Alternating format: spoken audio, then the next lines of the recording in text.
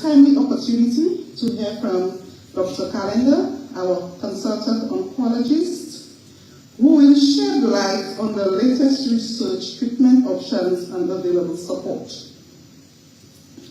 We will also hear from Mrs. Janice Pascal Ferrer Iglesias, who is our coordinator of imaging services. She will expound on the topic, My Mammogram, before, during, and after. Hearing a story from a survivor in person is always an extraordinary experience, and today we will listen to an inspiring story from one of our survivors who I'm certain will remind us of the strength and resilience of the human spirit. Let us remember that all of us can contribute to the cause and that every action counts. It may be something as simply being there for someone who is struggling, offering emotional support. Together we can create a supportive environment and network that foster hope and resilience. I thank you for your commitment to the cause, and I implore you, all of us, to continue with educating, inspiring, and supporting one another in the fight against cancer. Once again, I bid everyone a warm welcome. I thank you.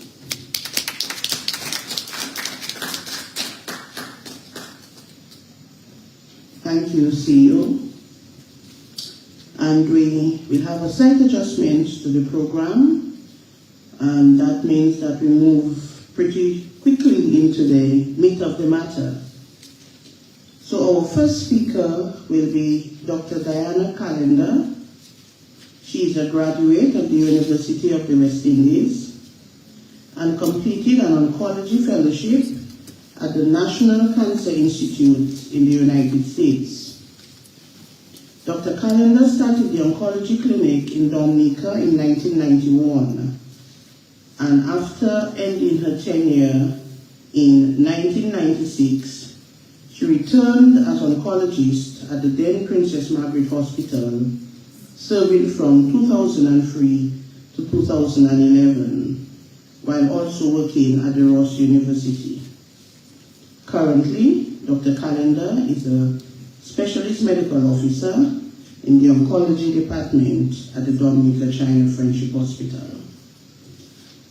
Dr. Calendar will speak to us specifically or primarily on breast cancer, but will also spend a little time on some of the more common cancers that we face in Dominica. So help me welcome her to the podium.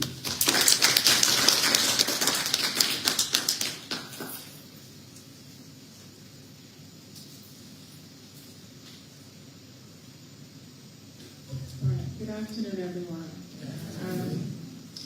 I'm the Secretary and Minister of Health, Chairman and members of the Board of Dominica China Friendship Hospital, the Hospital Medical Director, and other members of the leadership of the hospital, members of staff, and other guests, and members listening or watching online. So this is, I don't think of this so much as a speech, as an educational session where I'm trying to give you some insight into breast cancer and some of the causes and some of the management and what we can do to decrease the high incidence and the high death rate that we see from breast cancer in Dominica. Right now, about 40% of the patients we see in the oncology clinic have breast cancer. We are also seeing colon and prostate cancer. But the thing that is most worrisome is that a large number of them are at the advanced stage, stage 3 or stage 4. And one of the things I want us to think about today is how can we prevent cancer, or how can we find it early? Because if we find breast cancer early, it is curable. Okay? So I'm going to spend quite a lot of time talking about the risk factors, talking about what to look for in terms of changes in your body, and then some of the tests and how we manage it. Okay, so I want to start first with something very basic in terms of what is cancer, because I think still today a lot of people don't understand how cancer develops and what it is, and the fact that we, each individual, is made up of billions of cells. And I know we have people of all educational backgrounds in here, but I just want to give a very basic overview of this. And usually, our cells in our breast, in the prostate, in the colon, wherever, they will be born, so to speak, they grow and they die. And our bodies are programmed that way. So when the cells get old, they usually die and they're replaced by newer ones. But cancer starts when something goes wrong, and our body starts making new cells, and the old ones or the abnormal cells do not die when they should. Then these abnormal cells can crowd out the normal cells, and they can also spread to other parts of the body. This is caused by a change in our cells' genes. Now, I think many people here watch the different Law and Order and different programs on television. You see they're always trying to find somebody's DNA that should have been there, because our DNA is very specific to us, and it contains our genes, okay? And that programs our bodies. And what happens is that we get, as we get older, or as we are exposed to things like radiation, or we are exposed to inflammation due to obesity and so on, this causes changes in our genes. And in some cases, this can lead to cancer. Okay? So I'm going to talk about some of the risk factors for developing cancer. One of them is age. You'll find often as you get older, you get more and more of these changes in the body, and you're more likely to develop cancer. And so the median age for cancer in the USA is about 66, but it means that half the patients, cancer occurs in half patients that are older than this, but half also occurs in patients who are younger than this, okay? And you find breast cancer, the median age is about 62 years old, 67 for colorectal cancer, and about 66 for prostate cancer.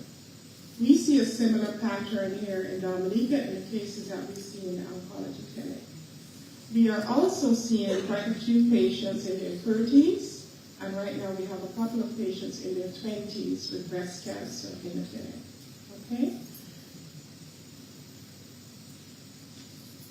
So what are some of the predisposing factors? In addition to getting older, which most of us strive to do, one of the things is alcohol use. Alcohol has been found to increase the risk of breast cancer, and the increased risk has to do with the amount of alcohol you take. So the more alcohol you drink, and the more frequently you drink alcohol, the more likely it increases your risk above those who do not drink. On this slide, it's not showing very well. I just want to point out that other cancers are related to alcohol intake in terms of the mouth, the esophagus, the liver, and colon, which we are seeing more and more of here. And so, when you're all things in moderation, alcohol intake is associated with increase in some cancers. One of the things that we see, and we see a lot of this in many countries, including the US, where about a third of the population is overweight, and we see a lot of it in the Caribbean.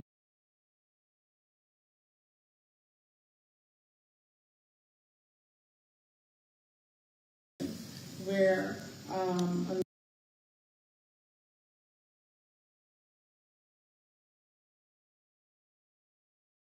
and we see in the Caribbean especially that there are more women heavily obese and overweight than men.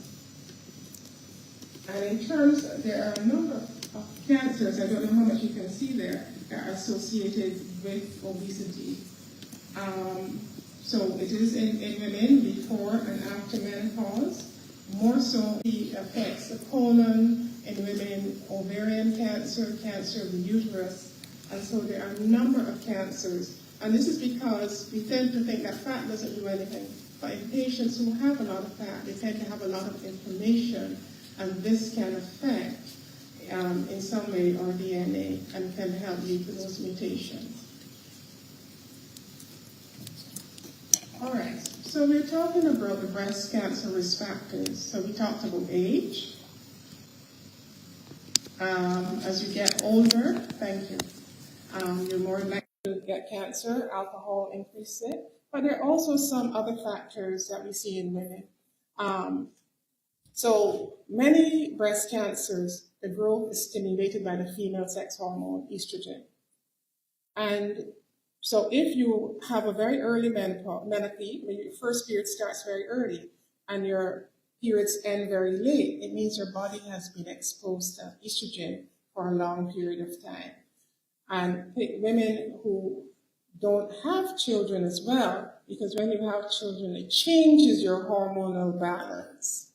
So you find early menarche, early first period, late menopause, not if you have not had children for whatever reason, or if you've been exposed to hormone replacement therapy around the time of menopause, these can increase your risk. It's important, and sometimes we don't talk about, I know traditionally in the Caribbean, older people never talked about their illnesses, especially they never talked about cancer. But we need to know the family history of cancer. We need to know if your mother had it, your grandmother, but we need to know about your siblings, your aunts, and so on. It's really important to have a family history for breast cancer, but also prostate cancer. If a man the father has had prostate cancer at a young age, the son is more likely to have it. If your siblings have it, you're more likely to have it. So you need to get to know your family history so that you are aware of this. Part of this has to do with the fact that some of the genetic changes that I mentioned that can lead to cancer, these can be inherited.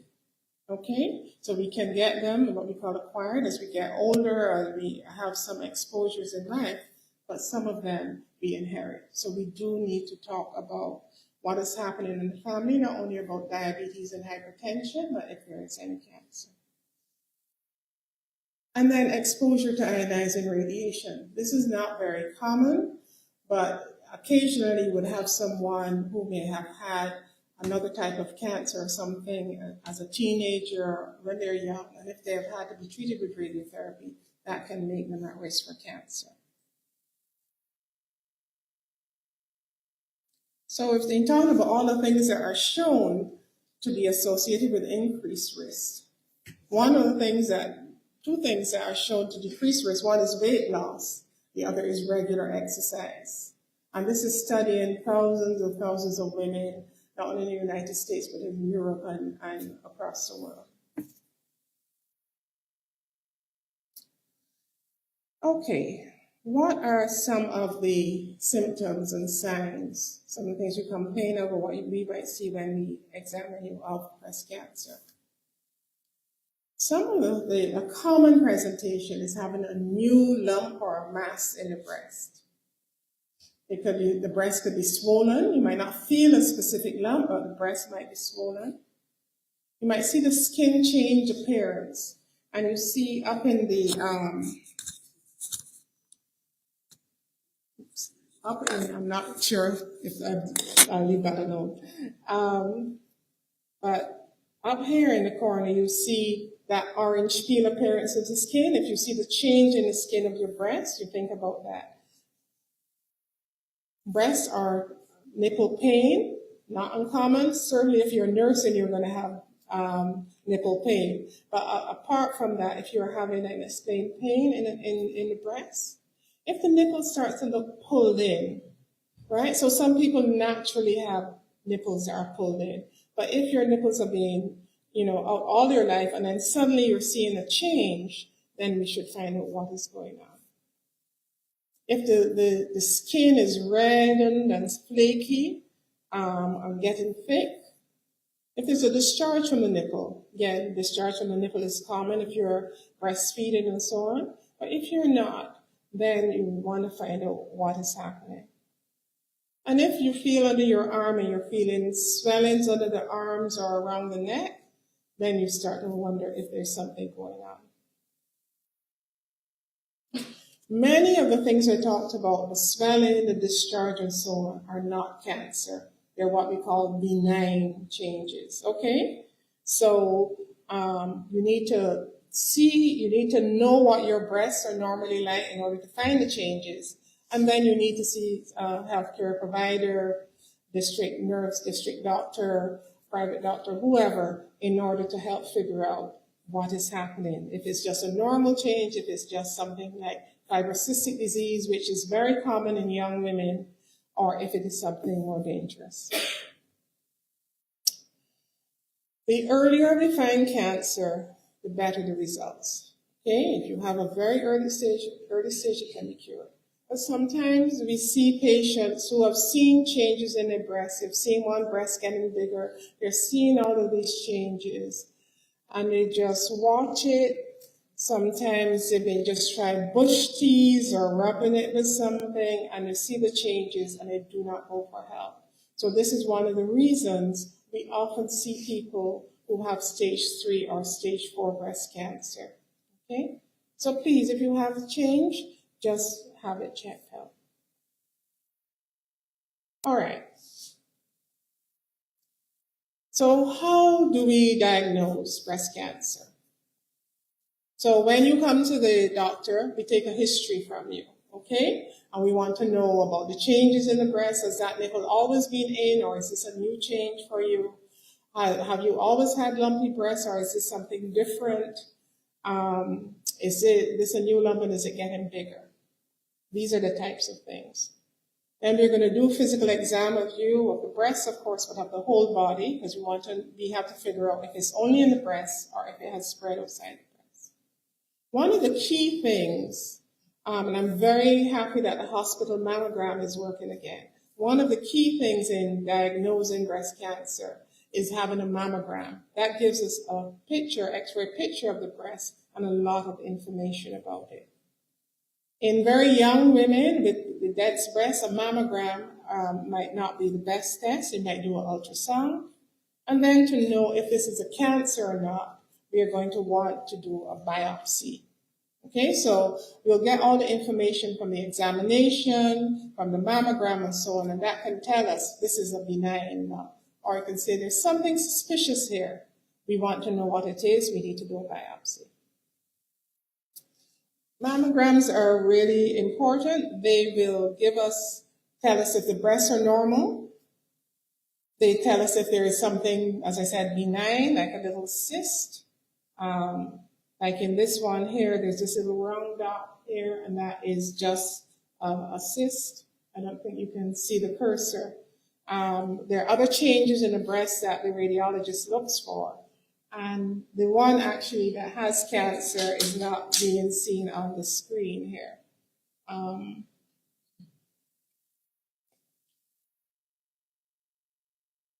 So we have a mammogram or we have an ultrasound and it's abnormal. What do we do next? We need to get a biopsy because we have to get some tissue. So there are different ways they can do it. They can do it through a needle. They can do an open biopsy and take out the lump. But no matter how they get the tissue, they need to get tissue to make a diagnosis of cancer. And then we need to send it to the lab for the pathologist to look for the changes in this to say this is cancer or not. So that is basically how we make the diagnosis. Any questions at this point? I've gone through a lot so far. Okay. So after we have found and said, okay, these lumps are benign. This is nothing to worry about. You just have a very lumpy breast or fibrocystic disease. You're fine. If it is cancerous, then we have to figure out how advanced it is. We look at how big it is, the size. We look at if it has spread under the arm or to other glands, and if it has spread other places in the body. We also do other special tests where we send the sample overseas to test for specific proteins on it. We look for to see if it will respond, if it's what is called ER positive, PR positive, HER2 positive. And I mention this because breast cancer is common. There are a number of people that come and talk to you as a family member about this. And sending the sample overseas for this test is important because this helps us determine how best to treat it. And so now, how do we treat breast cancer? Unless it is extremely early, breast cancer, usually you need to have multiple types of treatment. It's usually not just one thing. And it can get very complicated and it can get quite expensive. So most people have to have surgery of some kind, okay, depending on how advanced it is. We want to remove as much of the cancer as possible so that the chemotherapy or other treatments can work better. We also, when we do the surgery, we take glands from under the arm to see if the cancer has spread under the arm. And in some cases, we only remove, I say we as done a surgeon. The surgeon only removes part of the breast and what we call breast conserving surgery. And then sometimes you can get breast reconstruction. We are not doing that here as yet, but we can send patients to other overseas to get that done. And sometimes we do surgery to relieve the symptoms of advanced cancer. So one of the treatments is surgery.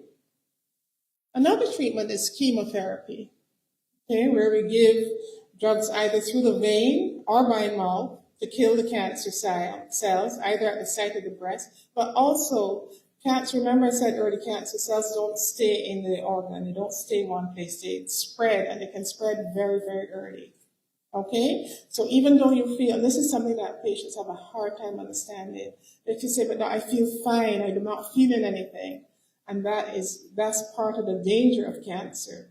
You may not feel anything until your body is almost overwhelmed with it. So what, again, studies and thousands of women have shown is that in many cases, not all, in many cases, in addition to the surgery, we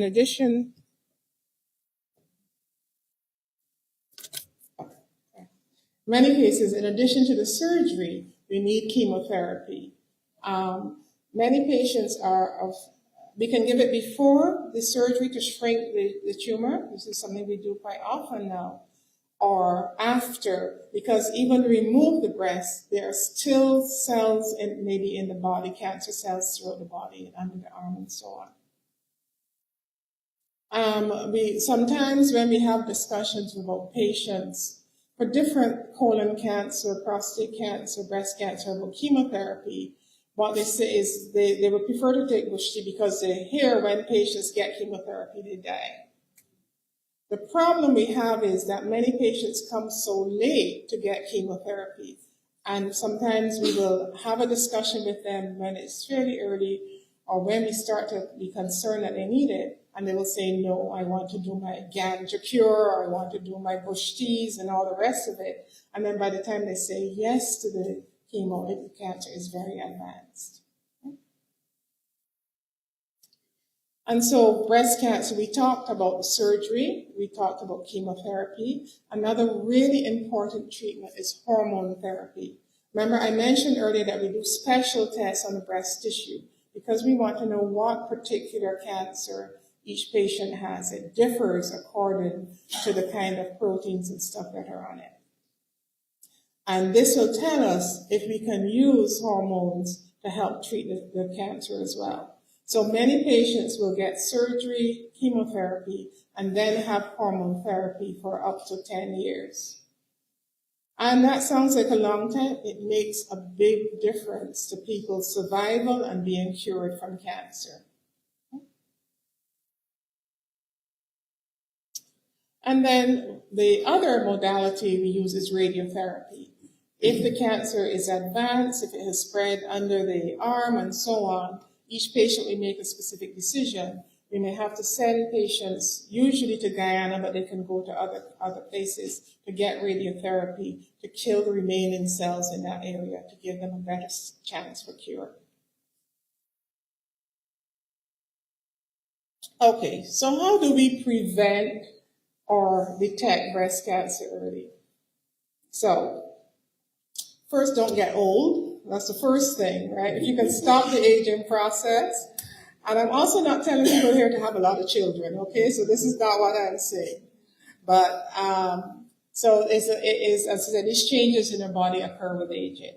But we can watch our diet. We can avoid all of these sugary, fatty foods and so on. We can eat lots of fruit and vegetables. We can exercise. We can't change our genetics, but if we know it, we can be screened earlier so we can find the cancer earlier, okay? Screening. And I put mammograms before breast examination because the mammogram finds changes in the breast before you can feel it. So by the time you can feel the lump in the breast, it may have spread under the arm or to other parts of the body, okay? But you should know how your breasts are, how they usually look, and you can do things like, looking in the mirror, raising your arms to see the shape of the breast, putting your hands against your hip to see if there's any changing or dimpling, like what I've mentioned. And then you can feel the breast for lumps and feel under your arm. And it's best if you do that at the same time every month. And you can do it after your period, the same time every month, because your body goes through, if you're before menopause, your body goes through changes with your menstrual cycle. But you should know your breast, just like you know with prostate cancer, you know if there are changes in your urination, if you're having problems with passing your stool, this is something that you should have checked out. Similarly, with colon cancer, if you're having problems passing stool and there are other changes in your body, weight loss or blood, you should have those checked out, because when we find cancer early, we can cure it in many cases, okay? As I said earlier, our problem is that we often find cancer here at stage 3 or stage 4. So, when you do the breast exam, then you should go district doctor, district nurse, private doctor, to someone to get them to tell you. They may say, this is normal, this is just fibrocystic disease, or we need to look at this more. Okay. As I said earlier, I'm delighted, I'm extremely happy that the mammogram machine here is online, because the best way, and I think one of the big differences between the outcomes for breast cancer in developing and developed countries is access to mammograms and screening. Because as I said, the mammogram will find changes in the breast very, very early, before there is any lump that can be felt. And this is the most widely used modality of screening for breast cancer screening. You can use ultrasound, especially in younger women, but mammogram is the most effective way. And it has definitely been shown to decrease deaths in women ages 50 to 69, because you find it so much earlier and you can cure it in more patients. You can get false positives or false negatives. So you may find you have a mammogram, that is like many things in medicine. We may have, it may not be, you may find false positives and false negatives, but it is better to be safe than sorry. So for women at average risk of breast cancer, so you don't have a family history and so on, usually screening is recommended between 40 and 44. That's optional. That's something that you can have screening mammograms. There is a very strong recommendation that if you're between 45 and 54, that you get mammograms every year. If you're over 55, you can get mammograms every other year if the previous mammograms and things have not changed. If you have a mammogram and then 6 months later you have a lump, that should be evaluated. And you continue screening until the woman's life expectancy is expected to be about 10 years or more. So women in their 70s, depending on their life expectancy, or their 80s, if your mother and grandmother live to be 100, you might want to screen them in their 80s and beyond, and if they're in good health. So I remember I talked about family history. If you have a strong family history, There's some families who have cancer in the family, cancer of the colon and other cancers that are linked to breast cancer. This is a conversation to have with your doctor about if you should start screening earlier, okay? So, I just want to say again, to mention, men with prostate cancer, men should, if their family, if their father or brother have prostate cancer, they should think about getting screening. If they have changes in passing the urine, changes with getting an erection, things like that, they should have themselves evaluated. Men and women, if you have problems with passing your stool, if you have constipation or change in your bowel habit or blood in your stool or anything like that, you should look about being evaluated to make sure that what is happening is not a change in your bowel that needs to be addressed. So in closing, what can we do? As I said earlier, watch our diets, fruits, vegetables, avoid the boxed sugary drinks, avoid all those bakes that you have all the time. You know, try to have like the whole wheat flour rather than the white flour. Try to have lots of peas, beans, fish. Cut down a bit on the red meat and the chicken and those types of things. Exercise, regular exercise. It should be most days of the week, preferably 4 to 5 days a week for at least half an hour. It doesn't have to be going to the gym. It can be just walking. It can be dancing to music. There are lots of exercise programs that you can pull up on your phone, and those will help. Screening. You should be having your mammograms. You can get them done either here at the hospital or privately. We talked about that. And note any body changes that you should have a discussion with your doctor about. Know your family history, okay? So remember, by changing our lifestyle, some cancers can be prevented. But most importantly, many early stage cancers can be cured, but we need to find them early, okay? The more advanced the cancer is, the more difficult it is to cure or to control, okay? All right, so I just want to mention that you can look at the American Cancer Society website. Please be careful when you're looking up this online. What you Google, you need to Google something that has scientific studies behind it. Anybody can post anything on the website, and we have a lot of patients who follow what they see on Google. But go to reputable sources, any of the cancer societies, the American, the Canadian, the British. Those are nonprofit organizations who are not out to make money when you click on their website. So please use those to educate yourself some more. Okay? Thank you. Okay.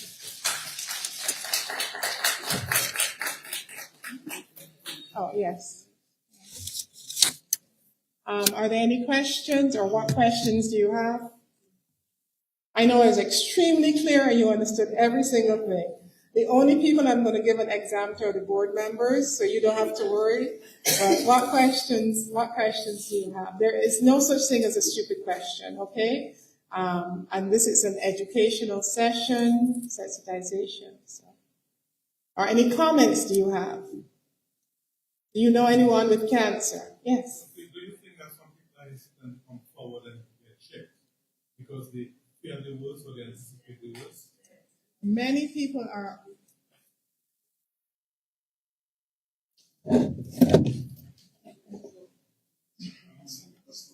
That's not the mic? Okay. Oh, this. All right. You can see I'm not technologically savvy. Many people are afraid to come forward.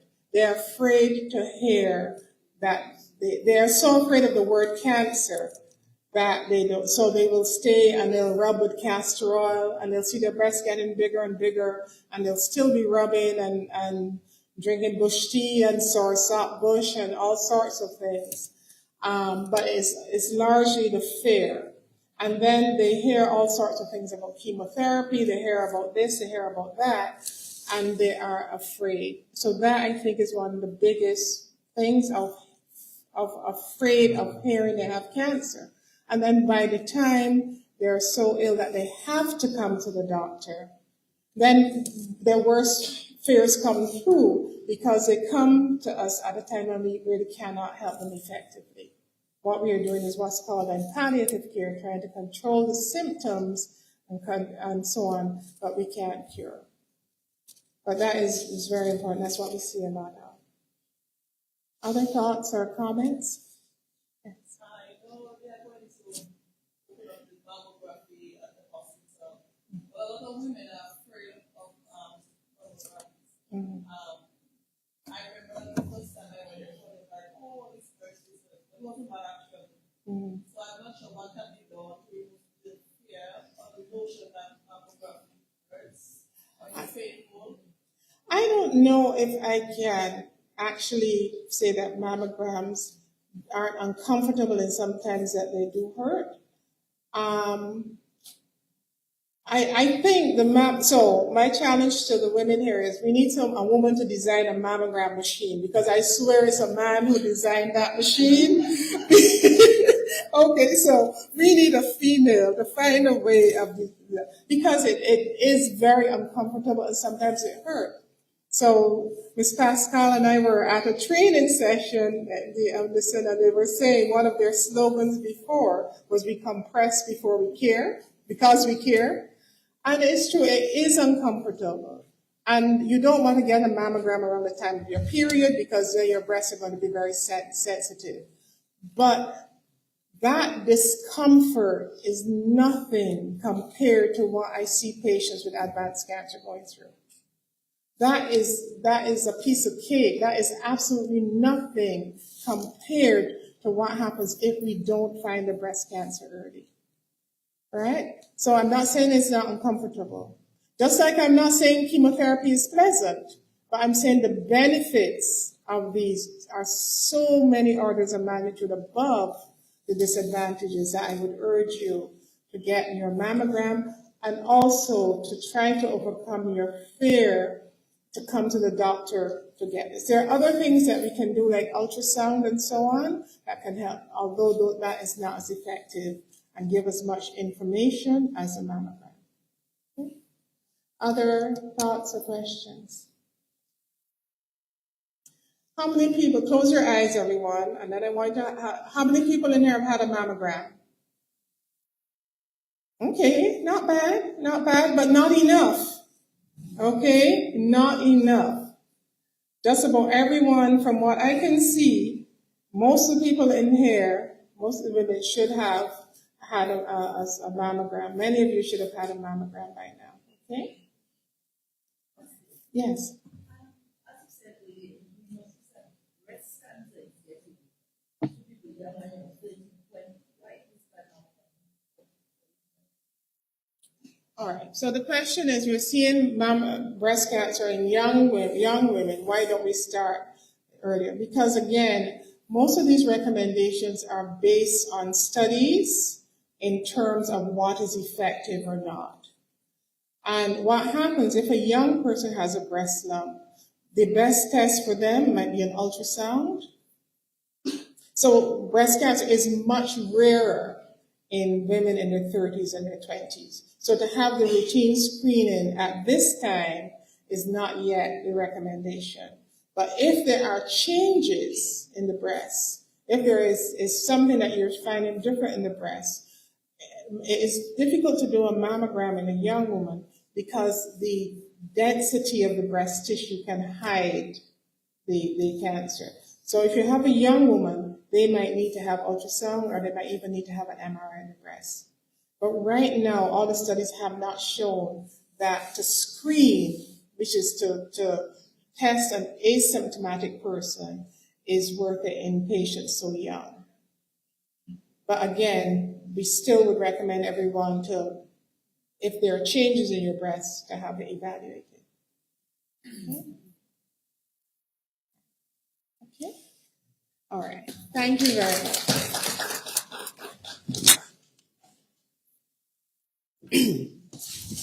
Thank you very much, Dr.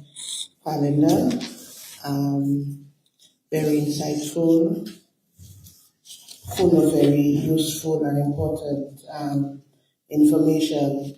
And I'm hoping that we here today do not only keep the information for ourselves, but share it and encourage our family members, our sisters and mothers, friends to embrace a healthy lifestyle. Dr. Calendar went through all of the risk factors, and specifically in terms of breast cancers, to be screened through getting our mammograms. So it gives me great pleasure to introduce Mrs. Janice Pascal Iglesias, who's been a radiographer for the past 10 years. And in 2022, she was assigned responsibility as coordinator of imaging services. Mrs. Iglesias pursued a bachelor's degree in diagnostic imaging and medical physics and graduated with honors in 2014. She has practiced as a general radiographer, but has always had a special interest in quality assurance in radiology. And she has put in place a very robust quality assurance program at the imaging department at the Dominica China Friendship Hospital. Mrs. Iglesias has been very instrumental in building the capacity of staff, sharing knowledge to empower staff and the patients alike. And she's a national counterpart for Dominica with the International Atomic Energy Agency, IAEA. She's highly motivated to play her part in the WHO Global Breast Cancer Initiative to reduce mortality through 3 key pillars of action. 1, health promotion for early diagnosis, for early detection. 2, timely diagnosis. And 3, comprehensive breast cancer management. She's going to share with us on the topic My Mammogram, before, during, and after, and hopefully dispense a number of the myths and misconceptions that we have associated with getting a mammogram. Let us welcome her.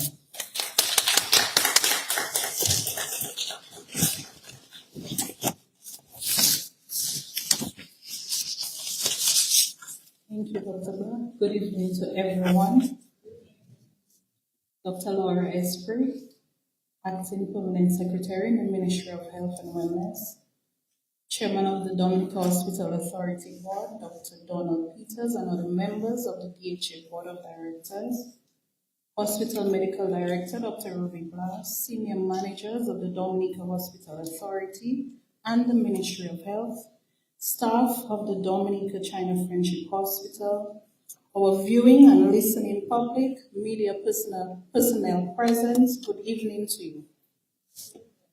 Dr. Black gave a very long, fancy name, but everybody just knows me as Miss Pascal. And tonight I just want to speak to us about mammograms, because we hear about it, we hear about breast cancer, we hear about mammograms, and a lot of women are still very much concerned, still very much afraid, still very anxious when they hear that they're within the screening age to get a mammogram done. So I would just like to share some information with you, and hopefully you'll be better empowered, because we empower people through education.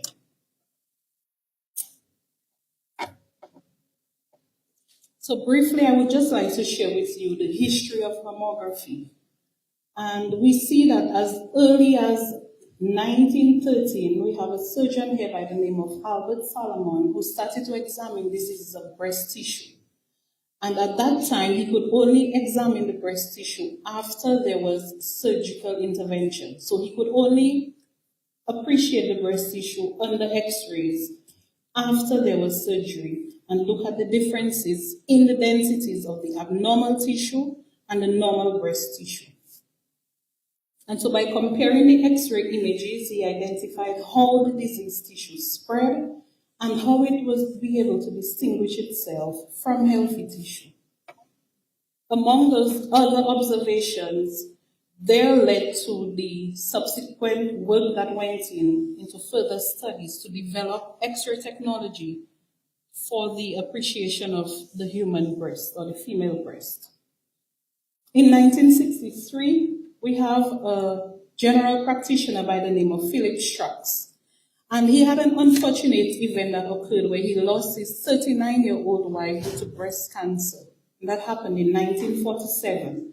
And so in 1963, he started along with his team a mass effort into screening women. And we see where over 62,000 women in New York were being screened to see if they had any symptoms associated with breast cancer. At that time, most of the major hospitals were in the northern end, and so the women had difficulties going there. So even as early as 1963, a van was retrofitted so that he went to where the women would go for their lunch breaks and so forth, literally park outside and test them after they would have their lunch breaks on this massive screening drive, solely because he had a personal encounter with breast cancer in that he lost his young wife. And this image is just to show you, women, to motivate you to see that a lot of work has gone into the technology.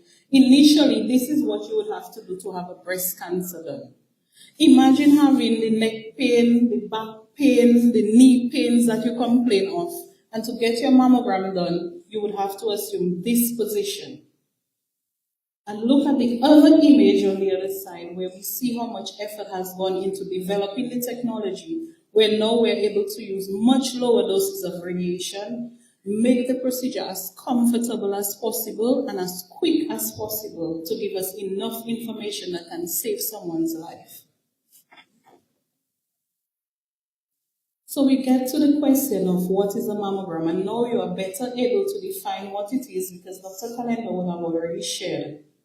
But just to give you some insight into what happens in the radiology department, a mammogram is literally an X-ray that allows the specialist or the technologist to examine your breast tissue for any suspicious areas. The National Comprehensive Cancer Network defines a mammogram as a low-dose X-ray picture of the breast that is used to screen for breast cancer.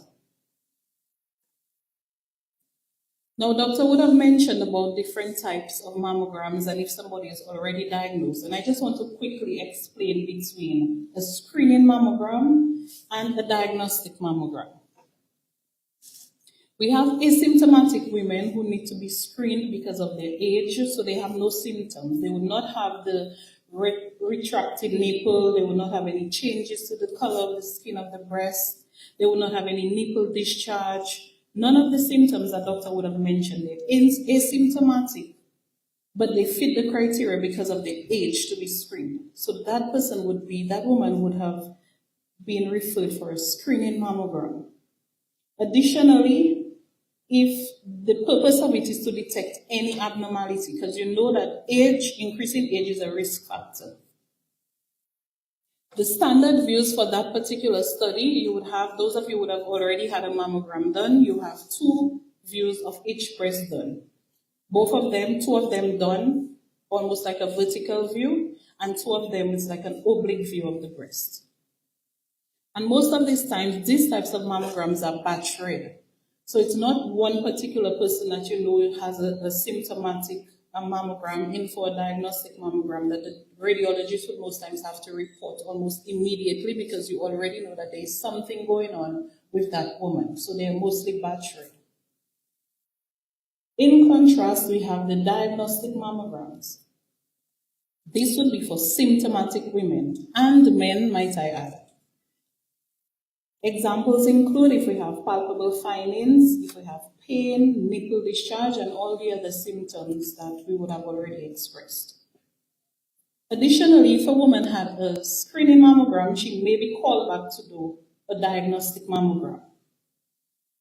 There are additional views that are requested, so we do the standard views, and if any opacity, any mass, anything that is observed on that mammogram, you may require additional views. And to not go too technical, but anytime you are to get a call back, it does not immediately warrant concern. It may just be that additional imaging is needed so that the doctor can arrive at a more concrete diagnosis. So do not be afraid to say, I had my mammogram done, and look 2 weeks later, or a week later or 2 days later, they're calling me back because they need something else, and you don't go back because you're so afraid. So we're just talking about the anxiety issue.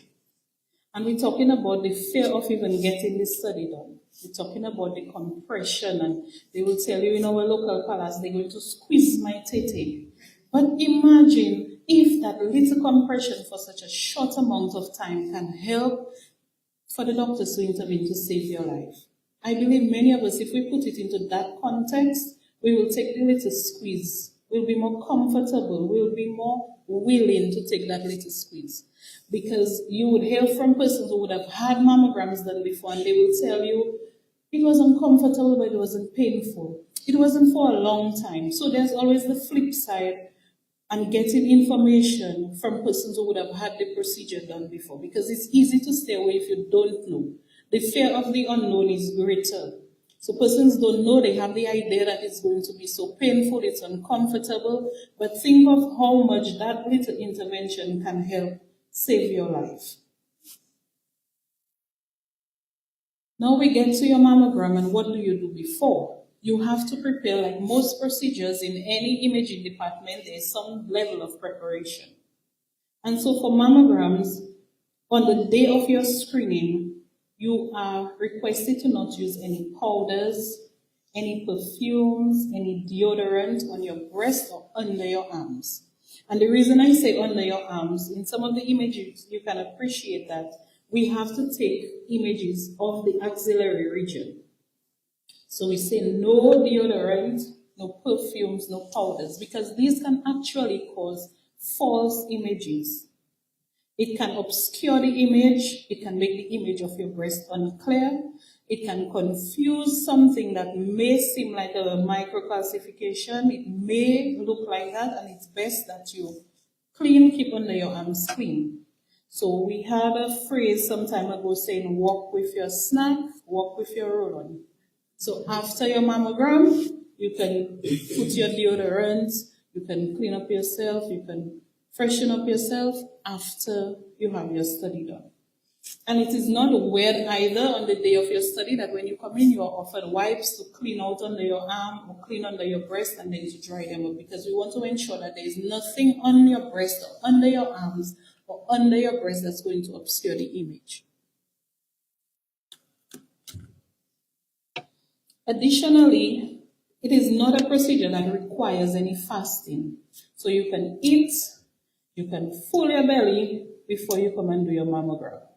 There's no contraindication for eating before having your study done. You can take your medication, any medication that you're normally on, you can have your medication before coming in to get your mammograms.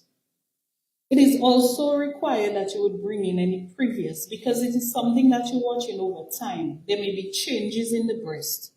So if there is an image there, but it has persisted over 5 years, it may not be as concerning as from your last year mammogram to this year, there is a change.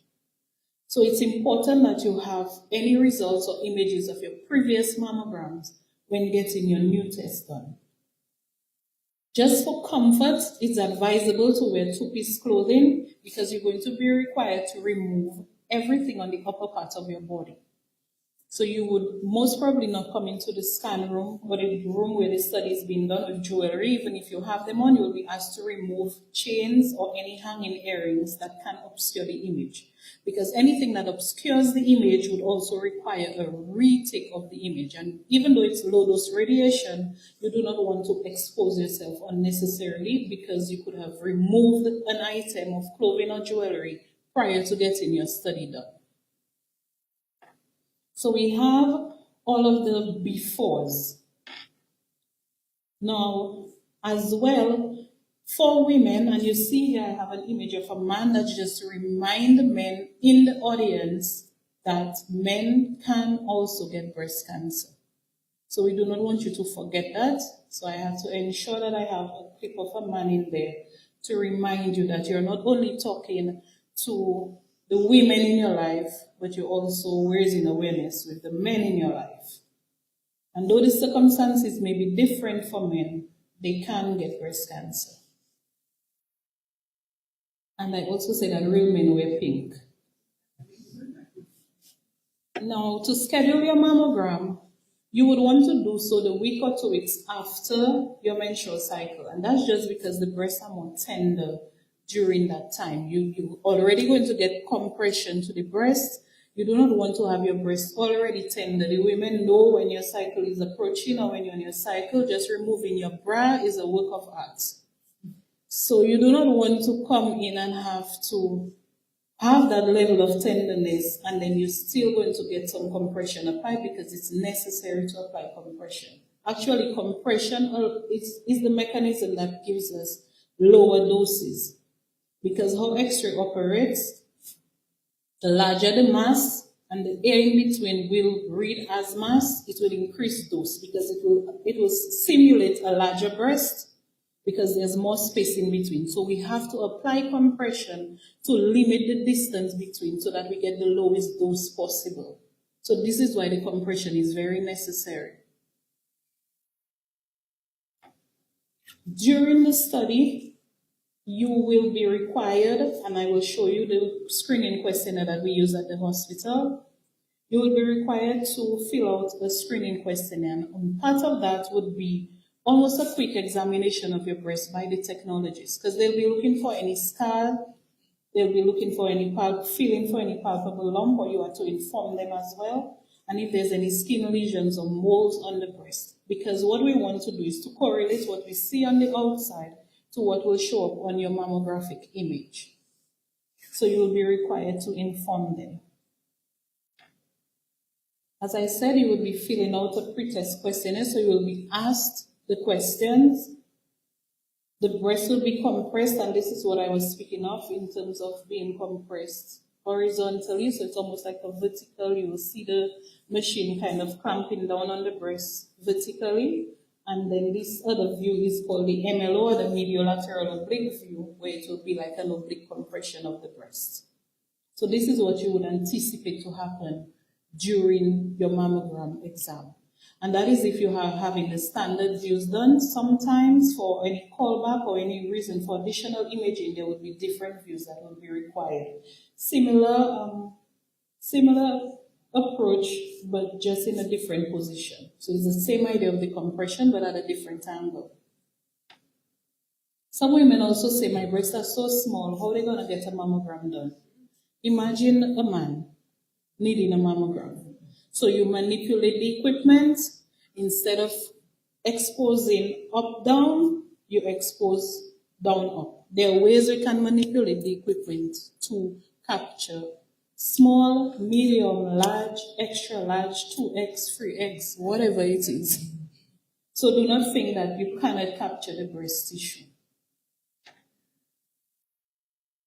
So as I was saying, this is the questionnaire that we currently utilize and we have utilized in the past.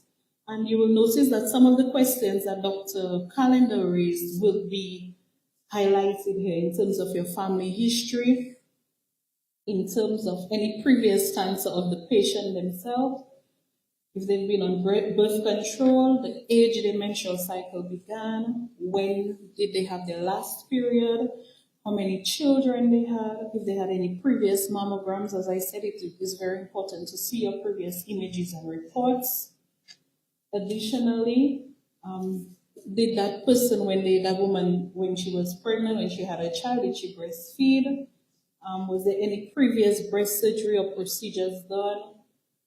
All of these questions, if you're asked, do not think that we're just trying to get in your business. It is necessary for us to know because it helps to correlate what you see with the information that we are able to get from the client. It's also very important to find out if there is a lump that the patient or their doctor can feel, and in that case, it can be your nurse, your district nurse, your FNP, whoever it is your primary caregiver. If there are any changes to the breast that must be highlighted, are the breast tender or to touch? And remember, we said it's outside of the week or 2 of your period, so we anticipate that at that time your breast should not be tender or sore to touch. It's also important to note if there's any nipple discharge and the color of the discharge. So some people will say if it's cream, if it's a milky color, if it's clear, if they notice any streaks of blood, anything in there, any information that you can give that's necessary. But you can only give information if you look at your breast, if you pay attention to the changes in your breast. Information on hormone therapy, hormone replacement therapy as well is also very important. So all of this will happen during your mammogram. After your mammogram, you may wonder, what again? Because I did the prep before, I had the mammogram done, and I still have to know what happens after. What happens after is important. So if you get a call, you respond to that call.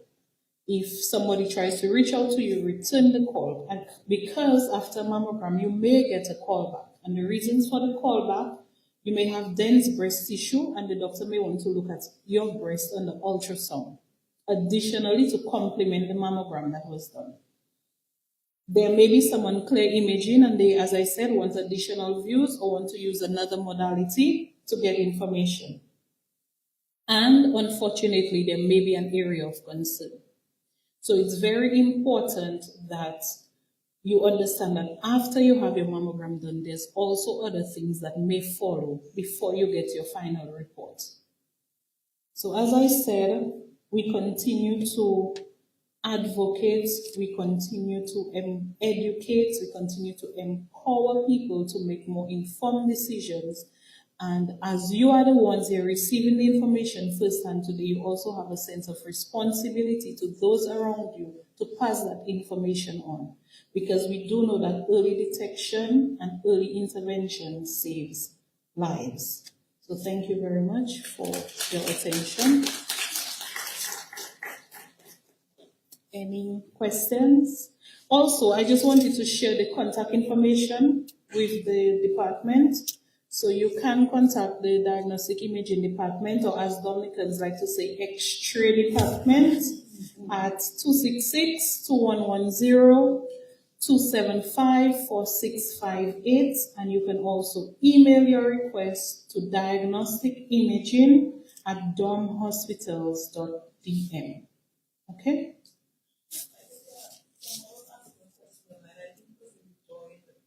Please.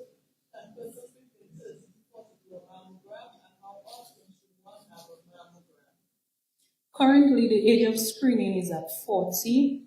You do your mammogram from age 40. However, if you have a first generation family, so be it your mother, sister, or daughter who was diagnosed, you start screening 10 years before their age of diagnosis. Well, that is why you would first go to your doctor to ensure that you meet the criteria for screening. Because it doesn't mean that because somebody is below 40, they have a particular symptom that they're not going to be seen. The modality that will be used may differ. So for certain persons, you may have to use mammogram, for others, ultrasound. For cases where breast MR is available, you may use that, but it doesn't mean that they will be turned down. Nobody will be turned down if they have a particular reason to have their breasts checked. Anybody else? Any other question? That's it. Can you make a determination, okay, how soon after you do the mammogram can you advise the client of the? Because I suppose the fact that you make reference to the callback, if they can get an idea as soon as they do.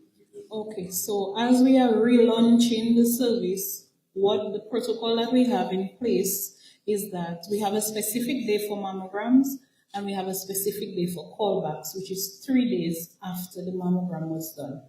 That is the current protocol that we are going to establish with the relaunch, and that is because the doctor will look at the images, even the technologies, they are trained to notice areas of concern.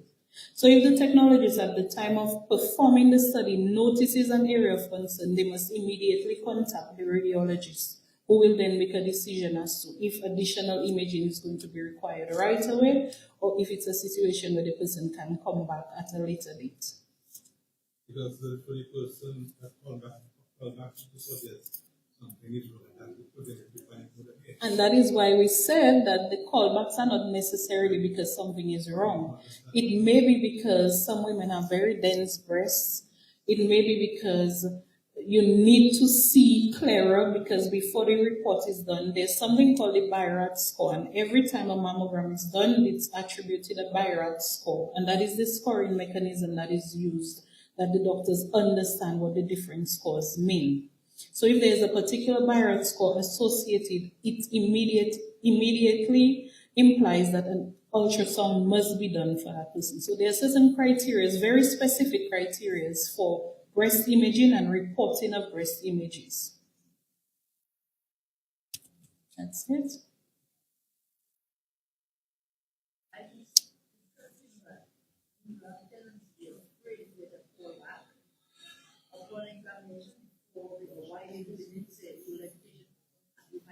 So that is very much a standard that we practice. Before I start exposing, I inform the client that you may get a call back. And if you do get a call back, do not be afraid, we may just need additional imaging. And it is, for me, one of the modalities that I like, because it gives you the opportunity to have a little bit more dialogue on something that has such grave concern internationally, not just in Dominica. So it allows you the opportunity to empower the patients a little bit more, set their mind at ease a little bit more, and give them enough information that when they leave you, they can tell somebody else, this was my experience, it's not that bad, and this is what it can do, it can actually help. That's it. Thank you very much. Thank you, Ms. Pascal. I think you've certainly made a case. You've made it easier and a lot more attractive for women to want to get their mammograms done. Thank you. Excellent presentation. So the Honorable Minister for Health, Wellness and Social Services was supposed to have joined us, but had an urgent matter that prevented him from doing so. We are, however, very pleased to invite the Permanent Secretary from the Ministry of Health to give some brief remarks. Let's welcome her.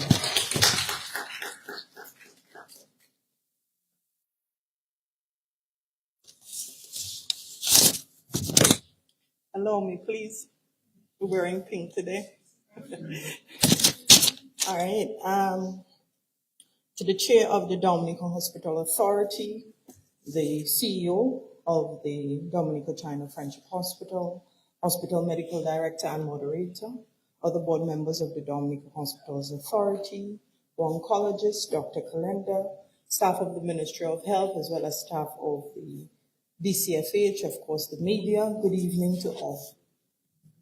Again, allow me to join Dr. Blanc in apologizing on behalf of the Honorable Minister, who would love to be here this evening. But as was mentioned, due to unforeseen circumstances which required his urgent attention, he certainly sends warm greetings and bids warm wishes for a successful event. It is really a pleasure to be here this evening to share with you in this international health campaign geared to bring about public health awareness specific to breast cancer. In 2023, based on our local information, breast cancer accounted to over 25% of all cancer cases and has been the most common cancer in Dominica from 2022, surpassing prostate cancer. So clearly these figures and the evidence presented by the oncologist indicates that this is a cause of major concern for Dominica. Over the last 5 years, there has been an average of 22.5 breast cancer cases annually, with breast cancer-related deaths having been observed as early as the ages of 25 to 29. Ladies and gentlemen, these figures are reiterated because this is our very productive sector, and this requires us to pause and pay special attention to this disease as one of the non-communicable diseases. NCDs as a whole has caused significant morbidity and mortality in our families and the country by extension. This certainly necessitates a call for immediate action and attention. And in this line, we wish to commend the staff of the Dominica China Friendship Hospital for taking the initiative of hosting this cancer awareness platform, not merely for the staff, but also for those who suffer from this dreadful disease. However, while treatment is ongoing for those who are already diagnosed, a strong plea is being made for women at home, those who have not yet accessed care, women who are at risk of cancer due to their strong family history, as mentioned before, women who have felt a breast lump but may be too scared to come forward and find out what is really happening to them. For women who are listening via the media, a retracted skin, breast pain, or discharge from the nipple is not normal. Natural medicines certainly have its place, but also its limitations. And Veven is not the answer for every ailment. I encourage you to endure the discomfort of having your breast squeezed as a pancake for 5 minutes versus the unpleasantries that can be faced of going through the invasive treatments or with death as a result of advanced disease, which was attributed to prolonged fear and refusal to access care, because that's what it is, refusal to access care. Ladies, you have a responsibility to care for your health while you are busy caring for the needs of your family, your children. You are very important to your household, no doubt. So please, raise the topic with your primary care provider, whether private or public. Talk about the possibilities of screening for yourself. The government has made significant strides at providing services, including mammography, among others, in its quest to provide quality health services to the public and as part of a strategy for early detection of cancers. So use it. Ladies, an equipment seated at the hospital is of no use to you unless it's used for its intended purpose. Please, again, consult with your doctor, conduct your breast examinations, and access the available care to you. Men, yes, we know you can get cancer, but this involves your support as well. You can help your women by urging them to access care and maybe even assisting with breast examinations of your spouses if necessary. If you're not aware, cancers are very costly to treat. Early detection not only saves lives, but it's cheaper with regards to financial resources, but also less emotionally and mentally taxing versus, well, when it's diagnosed or detected early. The Ministry of Health, and let me emphasize the word wellness, health and wellness, is strong on the phrase and most of the actions related to prevention being better than cure. And I am sure you would agree with us that the health of our nation is really the wealth of our nation. Until the scripture in Isaiah 33 and verse 24 comes true, where it says, no resident will say, I'm sick. Until that time, let us all do what we must.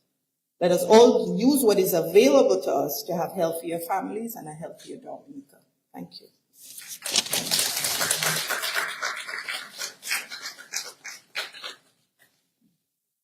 Thank you, Dr. Esprit, the Dominica Hospital's Authority and the Dominica China Friendship Hospital truly appreciate the support from the Ministry of Health.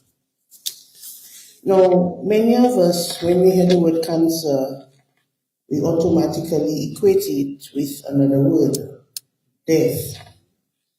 Our next speaker is here to tell us and to share with us that indeed there is life after a cancer diagnosis. Ms. Yvonne Alexander Alkins is the president of the Dominica Cancer Society and is herself a cancer survivor. Let us welcome her.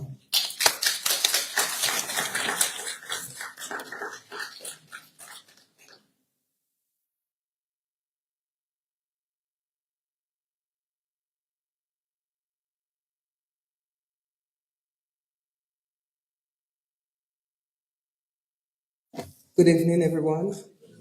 Please permit me to lean on the protocol that has already been established. I want to also apologize for being here late. The information was not properly communicated to me. But I'm happy to be here just based on the two presentations that I heard. So my name was already given, Yvonne Alexander, currently the president of the Dominica Cancer Society, and I am a breast cancer survivor.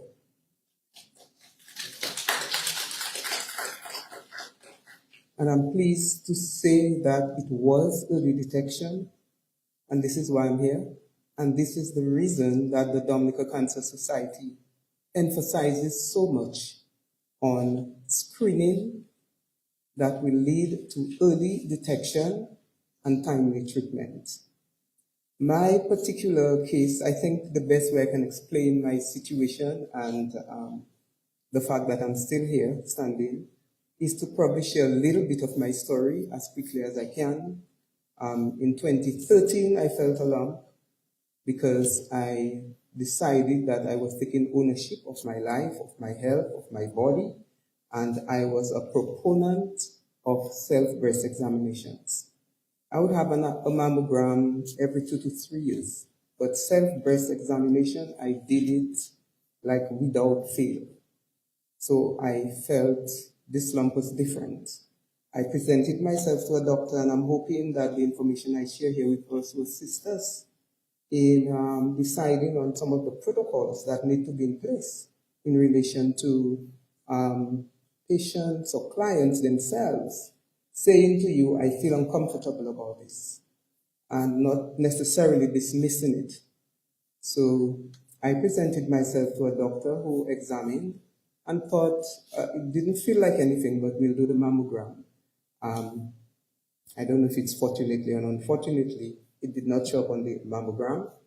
And so a year later, still continuing breast self-examination, the lump is still there. By then I had migrated to Barbados where I was employed, I was working, presented myself to the Barbados Cancer Society and told them that I felt a lump from the previous year and it's still there. To me, I'm a bit uncomfortable about it, so I came to have a mammogram done. I traveled with the information from my previous mammogram, they looked at it, and similar to here, it did not show on the mammography of the Barbados Cancer Society. They did an ultrasound and nothing.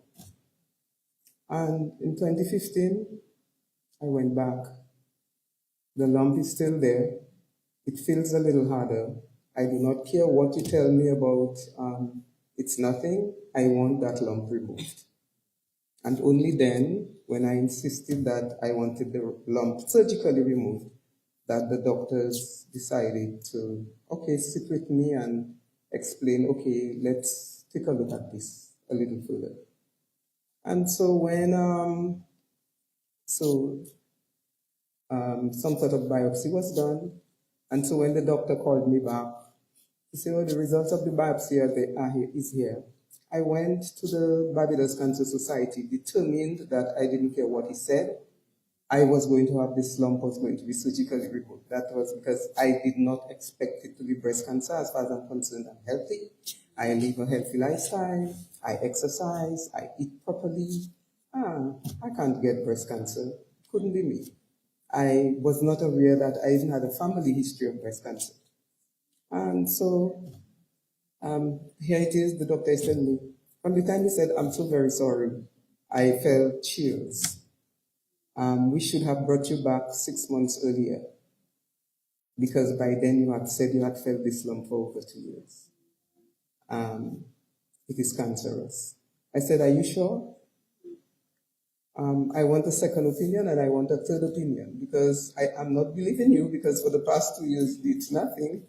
And anyway, I think the sample was sent all the way to a lab in some part of the US, Tampa somewhere, and that was it. It was cancerous, but thank God it was still very early. It was still very early. Once I wrapped my head around, I have a problem, how am I going to deal with it? I immediately went into, what do we do about it and how soon can we get it done? And I was just saying to some people a few days ago, I received the news on the Tuesday of 1 week, and by the first day of the following week, I had surgery. I recall having a discussion with my surgeon about, he wanted to do a lumpectomy because he felt it was early, and I decided, no, I want a mastectomy. And we bargained, and then he told me he thought the mastectomy was the best thing because I think either an MRI or something showed that there had been a little spread to one of my lymph nodes. Anyway, we caught everything. I'm very satisfied that we caught everything because I'm still here more than 9 years later. And I remember, and they didn't think I was a candidate for chemotherapy because of everything was so good. All the vitals were great, but however, I had hormone therapy. It's a little pill that you take almost every day of your life for a period of anywhere between 3 to 5 years. That has all kind of side effects, but I weathered the storm and I'm here. And I'm grateful to God for so many things that happened within that week of preparing for surgery. And I also thank God for the fact that I was probably almost at the twilight of my career. So I would have retired from the police force in December of that year. The diagnosis and everything happened in July. And I was grateful for that. Although I went back to work at the regional security system, they were really very helpful. And, but I was determined that come end of December 2015, that would be it, because I would have served for over 40 years in the police force and enough was enough. I'd had it. So I was grateful that it came about that time when I was, about to depart the workforce. I would have had more time to relax and take it easy. So I immediately, I was happy to pack up and return home. Came home with all my notes from Barbados. And within a week of landing here, I went straight to the oncology clinic. See, here it is. I was diagnosed. I had this, I had that, and here are copies of all the records. And I needed follow-up. So I registered myself at oncology and did my follow-ups. At the time it was Ross University, Dr. Dominica, yes.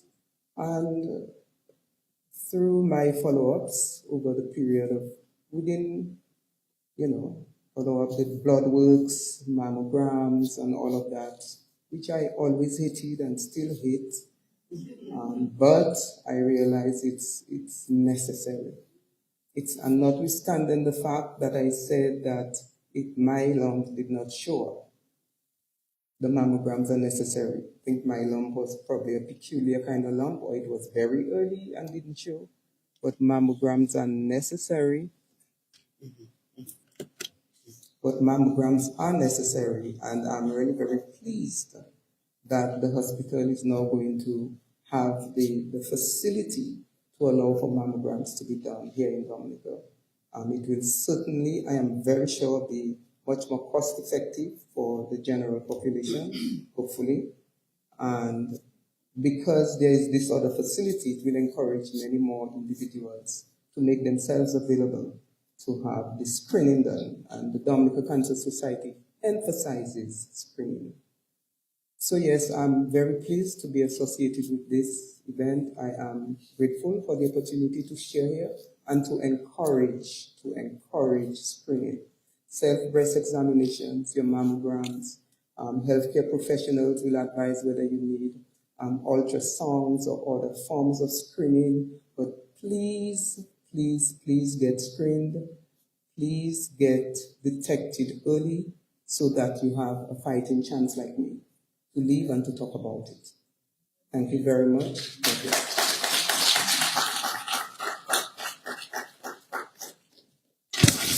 Thank you very much, Ms. Alexander. And thank you not just for sharing your story with us, but also thank you for the work that you've been doing with the Cancer Society.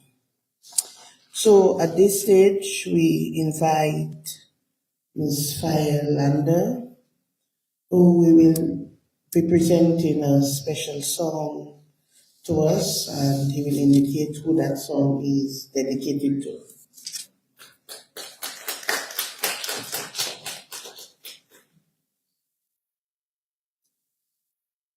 Thank you very much, Dr. Blah. I too would like to stand on the previously established protocols, as I know some of us would love to get home. But as we gather this evening, during this very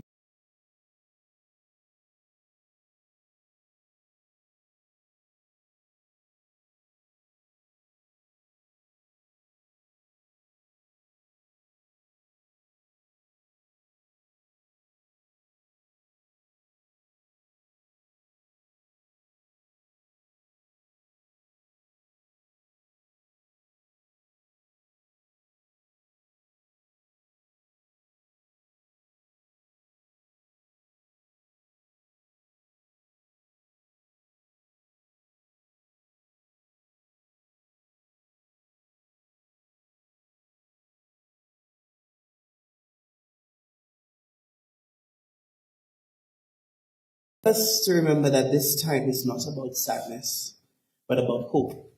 It's a time to hope, to honor the strength and resilience of those who have fought and continue to fight this battle.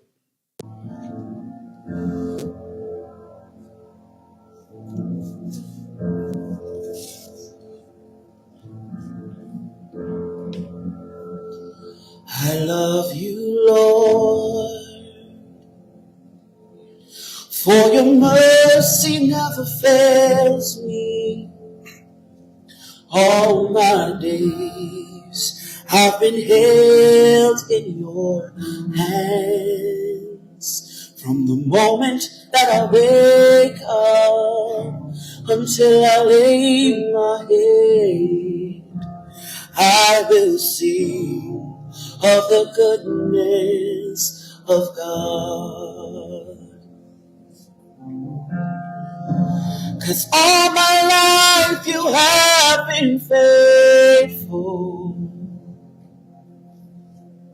and all my life you have been so, so good. With every breath that I am able, I will sing of the goodness of God. I love your voice. You have led me through the fire in darkest nights. You've been there like no other. I've known you as a father. I've known you as a friend. And I have lived in the goodness of God. 'Cause all my life you have been faithful, and all my life you have been so, so good. With every breath that I am able, I will sing of the goodness of God. Your goodness is running after, it's running after me. It's running after me. With my life laid out, I surrender now. I give you everything. Your goodness is running after, it's running after me. Oh, hallelujah. Oh, with my life laid down, I surrender now. I give you everything. Your goodness is running after, it's running after me.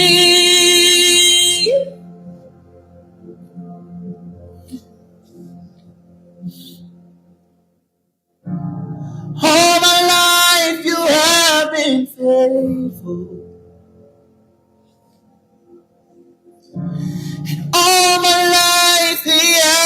been so good.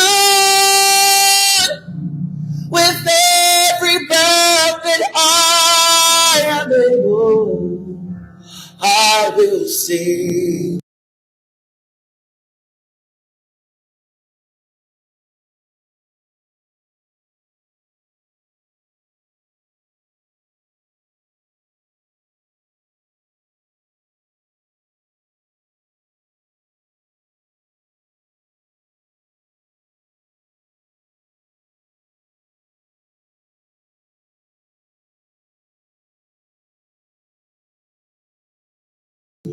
Of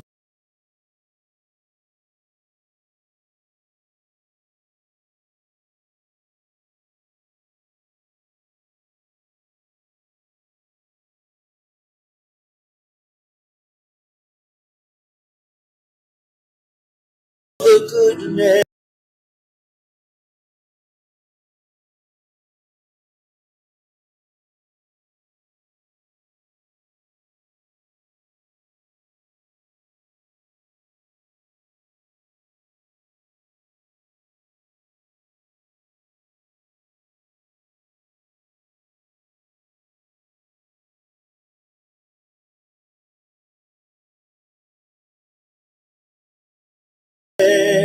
of God.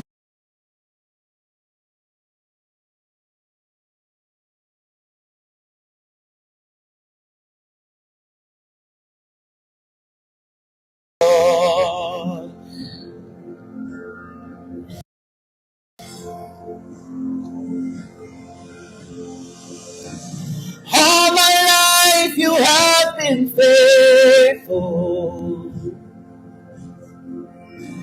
And all my life you have been. As we conclude this important gathering, I want to extend my heartfelt gratitude for everyone who has made this sensitization event on breast cancer a success. Thank you to the PS of Health, Dr. Esprit, Ms. Gilles Pascal, Dr. Calendar,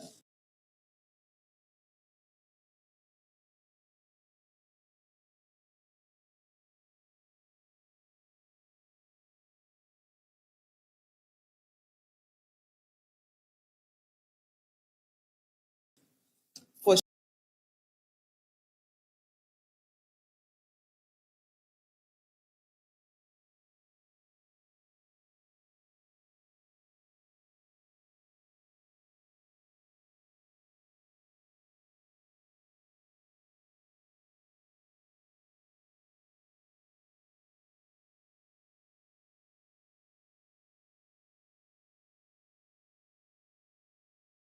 sharing your knowledge and important advice. Ms. Yvonne Alexander, for your personal story as a cancer survivor, which have enlightened us and inspired us. I also want to thank, And all is left for me to do to wish all a very good night and a safe journey home. Thank you, everyone.